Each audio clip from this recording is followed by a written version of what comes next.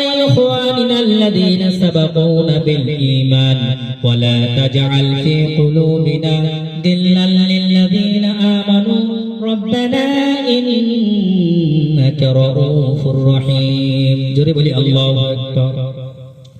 সম্মানিত ভাইজান এসে গিয়েছেন, আমি এখনই ছাড়ব,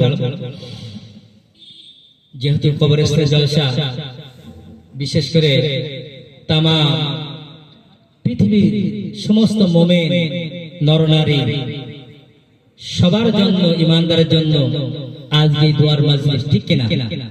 কিন্তু আল্লাহ শর্তটা দিয়েছেন, যার জন্য দোয়া করবে তার শর্ত হলো ঈমান থাকা চাই। এই সূরা হাসর, তার ঈমান থাকা চাই, আর তার ঈমান আছে। যিনি দোয়া করছেন তার ঈমান নেই, তাহলে তার কোনো কাজে আসবে না।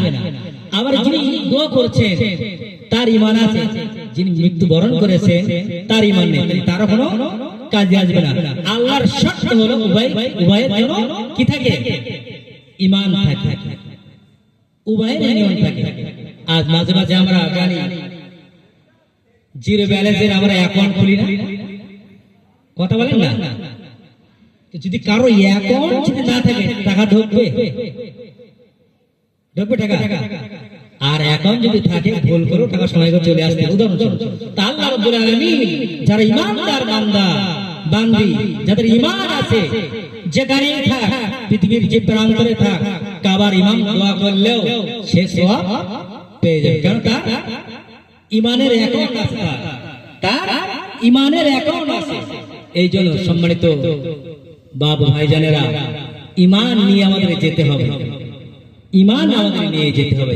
ঈমান যদি না থাকে কোন কাজে আসবে? কোন কাজে আসবে না। এই জন্য আমাদের ঈমানের যে অ্যাকাউন্ট আছে এটাকে আমাদের আগে মজবুত করতে হবে, এটা আমাদের তৈরি করতে হবে। বিশেষ করে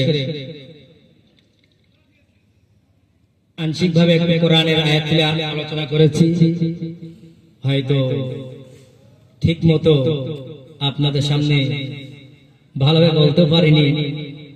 আমি একজন মাদ্রাসার নগণ্য খাদেম, হেফজুল কোরআন।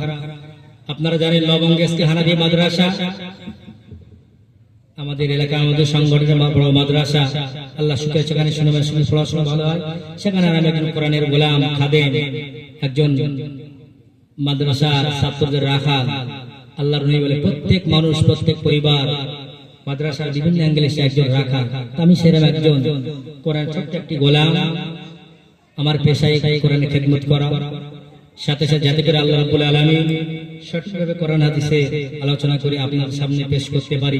আল্লাহ যেন কবুল ও মঞ্জুর করে, উভয়কে ঈমান নিয়ে যাবার তৌফিক নসিব করেন।